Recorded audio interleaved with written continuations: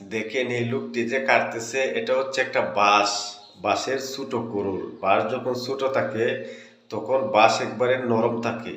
এগুলা দিয়ে ভর্তা তৈরি করে। আমরা যেভাবে পেয়ারা এবং আনারস, আম, কাঁচা আম বিভিন্ন ধরনের ফল ফ্রুট দিয়ে ভর্তা তৈরি করে খাওয়ায়, ওই লোকটি এই বাঁশের কুড়ুল দিয়ে ভর্তা তৈরি করে খাওয়াবে। দেখেন বাঁশের কুড়ুলটিকে এই লোকটি কি সুন্দরভাবে চাকু দিয়ে কাটতেছে।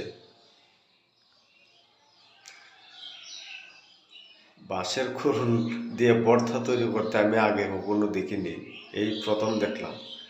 দেখেন এটাকে কুচি কুচি করে একবারে ছোট ছোট করে কেটে নিতেছে। এটাকে এখন একটা মগের মধ্যে নিয়ে দেখেন এটার মধ্যে আবার লেবুর রস অ্যাড করতেছে।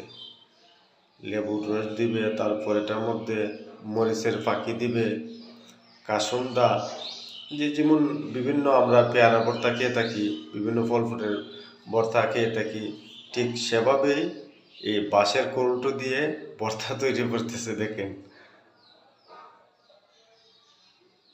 দেখেন কি সুন্দরভাবে বাঁশের কুড়ুলের এই রেডি হয়ে গেল বাঁশের কুড়ুলের ভর্তা।